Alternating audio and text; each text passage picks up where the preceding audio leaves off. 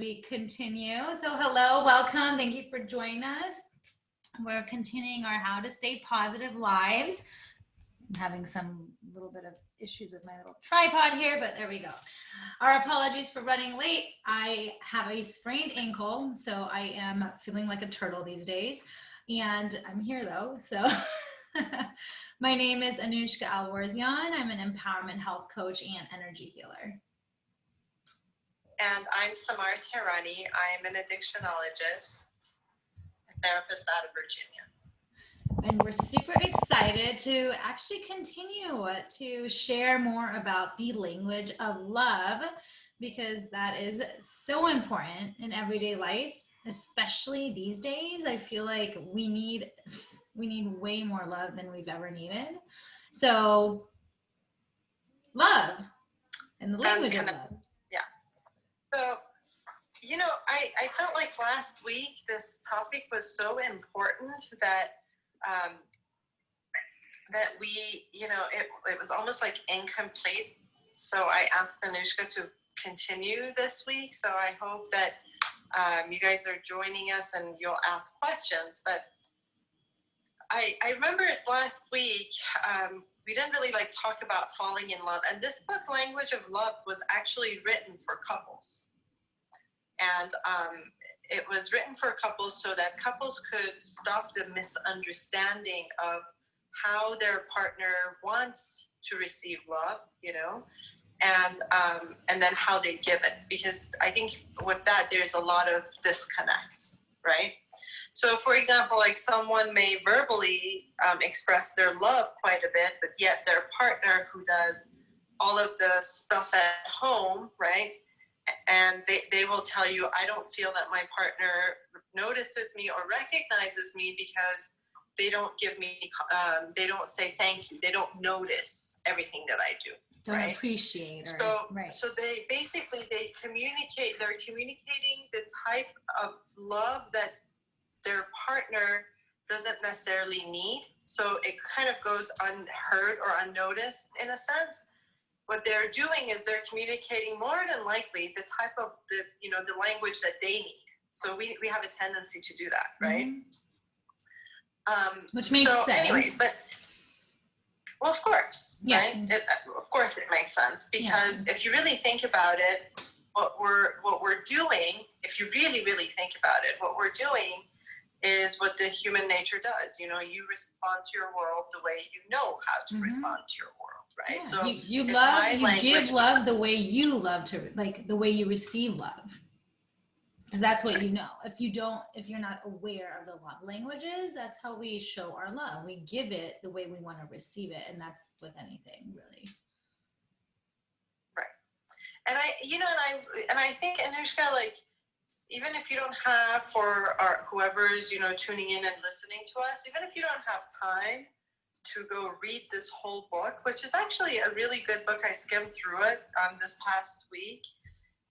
Learned quite a bit myself because, I'd read articles about it. Mm-hmm. So I was familiar with the concept, and then I'm like, this is actually a really good book because it gives a lot of really good tangible examples that we can learn from. And it's so easy. It is so incredibly easy if you really pay attention to it, that you can, if both partners read it, right, and understand the language of love, then it becomes so easy to receive love the way you want to receive it, and also give love the way your partner would like to receive love. Yeah. Does that make sense? Totally. It becomes a partnership because you're both aware of the love language of the other person. So it's going to open up your mind to do so, to give them the love language that they need, and vice versa, and for them to give you the love language that you need. And that in itself, to me, I just see that as a perfect partnership in love. Right, exactly. And I think that what is really interesting here is first to really recognize what happens to us. A lot of times at the beginning of any relationship, we're in love, right? We're blinded. Nothing this person does is wrong or bad, or you know what I mean? We're just the honeymoon phase. But, Yes. right, the honeymoon phase, right? But there's a reason why that honeymoon phase exists. There's a reason why we go through that, and it's because humans, we're so intensely in need of connection, right? And then when it's intensified at that level, it's because, you know, our hormones are releasing, you know, dopamine, adrenaline, you know, these hormones are pumping at a level that we normally don't release. Which right? then raises the frequency. So what happens is it raises, right? It raises our frequency, right? I'm like, I always go to the energy, which then raises our frequency, and that's when people are like, "Oh my God, you're glowing," or "What, you're so radiant," or "You're so vibrant." And a lot of times, it's because of those feelings that we're experiencing internally that actually amplify the energy that surrounds us, that others will see.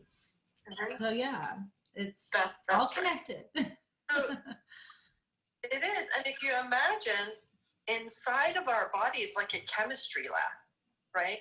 Hormones and the neurological chemicals that are released in our brain, right? It's literally a chemistry lab. And the way they interact with one another is literally how we feel and how we respond to our worlds.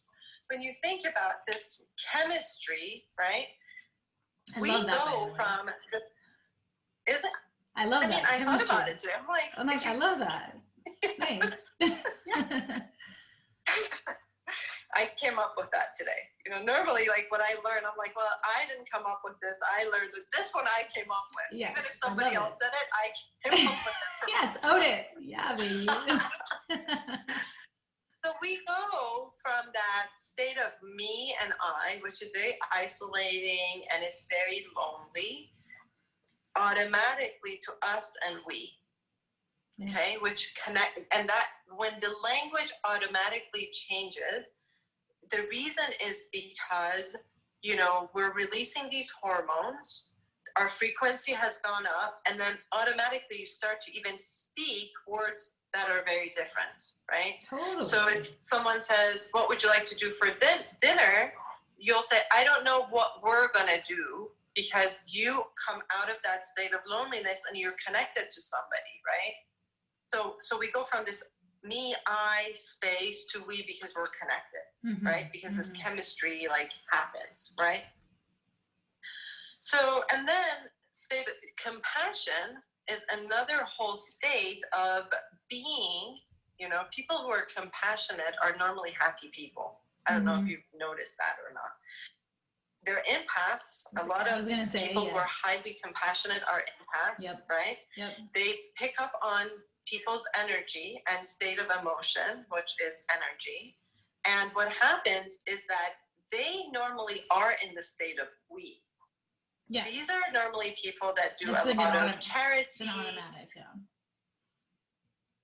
It's a very automatic thing.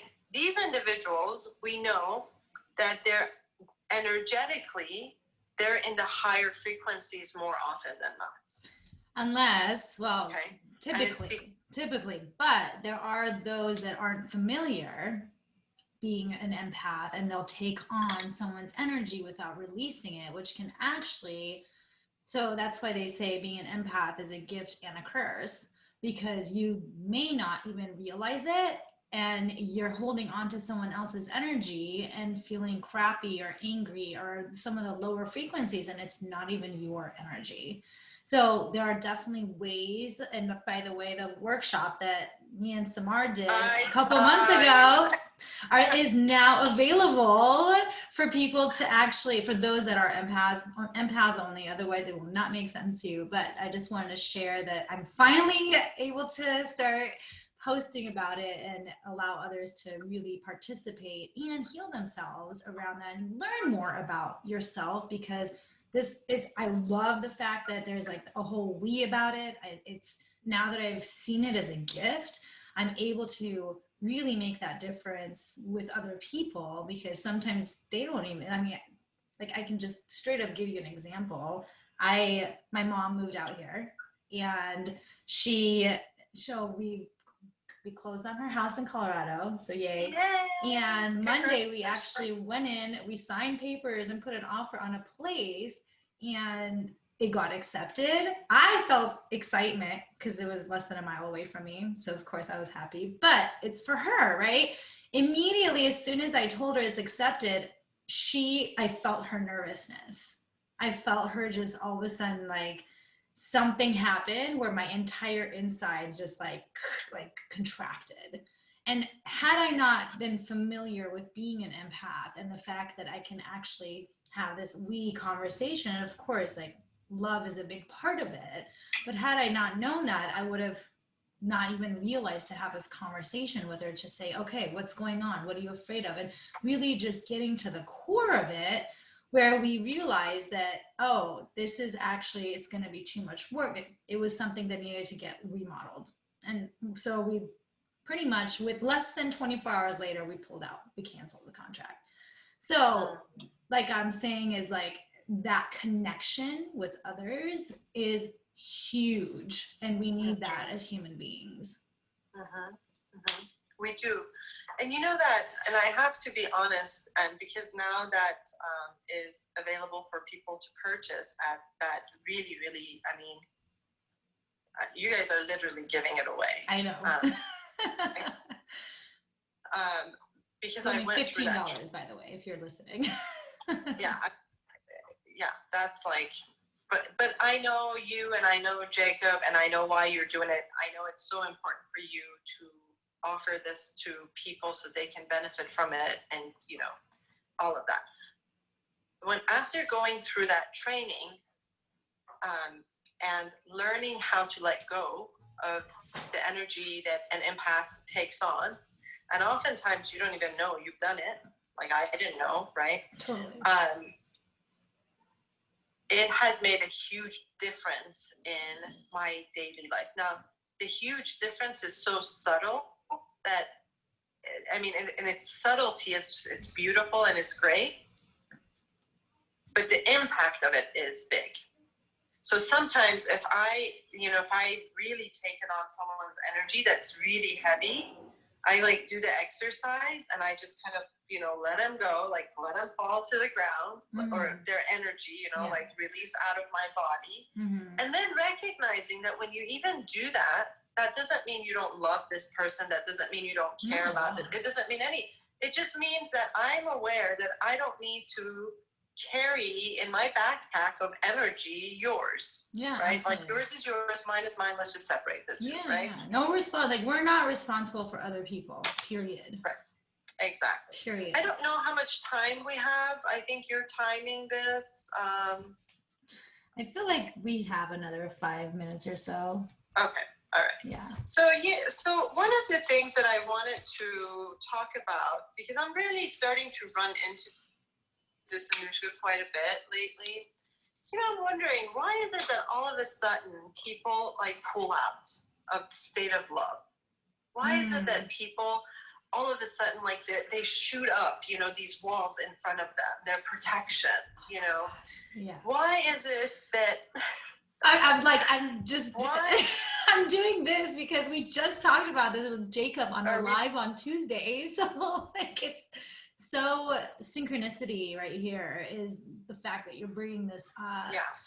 And it comes down to insecurities and protection. It comes down to, and that's what me and Jacob were talking about, right? Where it's like you're so afraid of getting hurt, of that pain, and that you're not willing to go there. And that's typically, I mean, I know I've been there, and I'm sure you've been there at one point in your life, right? So I'm going to take it one step further than that, right? Yeah. And that is that what it is that it is often trauma. Trauma about love. We have a tendency as humans to accept concepts by watching other people live their lives, right? So we understand love by watching our parents love each other, right? Yeah. We understand connection by watching initially, you know, when we're kids, when all of this is being developed, by watching that family unit. And depending on what is happening within that unit that we're growing up with, That's where we get our values. That's where we get our core belief systems. That's where all of this comes from. So if there is trauma that we've endured during that period of time, what happens really is that we translate that into when somebody comes in, we push them out, and we put our blocks up, because the minute these hormones are starting to fly around, you're really happy and you're caught up in it. But once that starts to settle in and settle down, and the reality of life, has come forward and settled, right? You recognize your fears, because, you don't have this pump of, dopamine and adrenaline and, taking over your emotions. You don't have that anymore. And what happens is that the trauma starts to present itself. And the trauma is that file in your brain that says you better protect yourself, because you're going to get hurt again. Because when people love like that, they get hurt, right? Yep. Love is in a form of, love comes in a form of somebody leaving. Love comes in a form of divorce. Love comes in a form of, abuse. Love, right? Mm-hmm. And this is what's going to happen to you. So the mistake that the person is making is projecting. Yeah. It's projecting. Yeah, taking that past experience, even if they've experienced. So to take that further, even because I used to, how I got, it's crazy. I got into like energy stuff, like I want to say even before I did Landmark, back in like maybe 2014, 2015. And that's when I was introduced to Dr. Bruce Lipton. And I stumbled upon this YouTube video called The Honeymoon Effect, which I think you'd actually really like. You definitely look it up. And what is it called? The Honeymoon Effect. He has like a book about it too, but I just watched the video, and what he says around this is that when we first, all these hormones are being released, and when we first fall in love, and the first few months or however long it is, that honeymoon effect is in place, because we are just so in love. We have all these hormones. We're just happy. We're like jumping on rainbows and clouds, right? And we're conscious. We do things consciously, because there's part of us that's like, well, I don't want to show this part of me. So you become more conscious in that area, because you're not comfortable yet. And then you become comfortable with one another. And guess what happens? The subconscious and unconscious mind start to come into play, which then it's some of these past memories that Samar, that you're talking about, right? These past experiences and all the ways that you're like, oh my gosh, I'm going to get heartbroken again. When in fact, I always say, if you're not willing to get heartbroken over and over again, you're not willing to find the true love, because sometimes that's going to happen, even in relationships, even in a marriage. Like there are times I get my heart broken in a marriage. I'm sure Ashkan does too. That's just, but well, and the thing not always. That is, well, yeah, but that's just a state of being human. Absolutely. Like, and I truly, I find people who have trauma around love, okay? And I always tell people, I grew up with parents who loved one another, and like they had fun together, and do you know what I mean? And like they were a cool partner for one another. My parents maybe were better couples, in the unit than maybe they were parents in a sense, right? Because they were into each other. So I have that as a model, right? And that doesn't mean then you're going to turn around and be super successful yourself. Because then you have this model that you've put up here on a pedestal, and you're like, it's almost unreachable, right? But all of that is your own takeaway. All of that is how I experienced, and this is not like my siblings may have experienced something completely different than I did. And we grew up under the same, roof, right? Absolutely. So language of love, what I find, in for couples mostly, and even for children, for us to like open this up and open it up in our family unit and say, how do you like to receive love? How do I want, and learn it, and then give the other person the type of love that they like to receive rather than assuming, right? Now, the traumatic aspect of this, you got to work on it. Yeah. Like you got to go, you got to get, if you want to do energy work around it, go do energy work around it. If you want to do talk therapy, go do talk therapy. If you like to tap. Do whatever it is that you need to do to relieve yourself of this space. I mean, think about it. It's so profound, right? Of having to constantly protect yourself and never really allowing yourself to have a true connection. Yeah, and fully feel the joys of love and really oh my gosh, like you are. Yeah, I'm like, if that's what you're doing, you are losing out. Right? I mean, truly, as a person who is in love with the idea of being in love, like I'm all about that. Same. Right? Like I'm just all about that. It makes me teary-eyed because it's just such a profound feeling to feel that love and gratitude.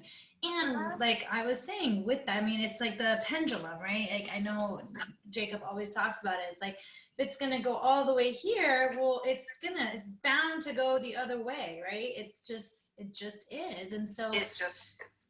Yes, you can be high, like on the highest vibration majority of the time, but there is going to be times that we will experience some heartbreak and pain because that's just the balance of life. Otherwise, you wouldn't actually have gratitude for these amazing feelings because it would be normal.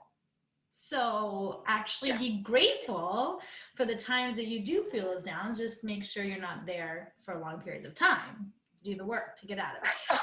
That's all I say. Right. I know we're like pretty much running up on time here, but I love this topic. So yeah. This topic is so important. I think that we are just in this space that it's important. These are good times for us to pay attention to these subtleties, to, not only bring more joy into our relationships, but to also protect our relationships. Right?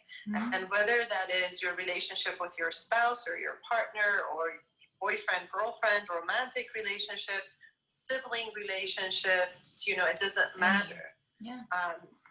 To really recognize that it's times like these that you have to become more conscious of protecting love, and by displaying it, by learning more about it. So that's why I thought, we gotta extend this one more week. I know, I feel like it because I'm like, I want to really get to. So next week, I feel like we could even go deeper with like being vulnerable, allowing ourselves to be vulnerable, and really communicating from that vulnerable place, because that's so important when it comes to love and connection and relationships, because that's something that many of us tend to shy away from. Well, vulnerability, while it's a strength, right? Yes. It's clear that it's a strength. And if you don't believe me, go read Brene Brown's, work on vulnerability. There is power in vulnerability. Absolutely. And however, it takes a lot of courage to allow ourselves to become vulnerable and let these walls drop and know that it'll be okay. One way or another, it's going to be okay. It's just an experience, right? Yes. So I would love to talk about that. Yeah. So I used to teach about this stuff. So yay. I can talk an hour about this stuff. Perfect. I love it. I love this stuff. I experience, it's more so for me, it was an experience of being so vulnerable in just the last few years, and had me realize how powerful it can be and the impact it can make on other people. Right. So. Awesome. Right. Yay. Well, thank you all for joining. I really hope you guys got value from this. I know I always do. So please be with us next week too. What was that? And this is how I wrap my week up. Yes. Every Friday. I'm so grateful for this. This is like the wrap up of my week. Are there any questions? I didn't see any on either either platform, but let me look again. Yeah, no questions. But yeah, as always, if you're wanting to take your health and well-being to the next level, feel free to reach out to us because that's what we do. We're very passionate about making that difference for people, and it's all about health first. So thank you all for joining. Till next week. Bye. Next week.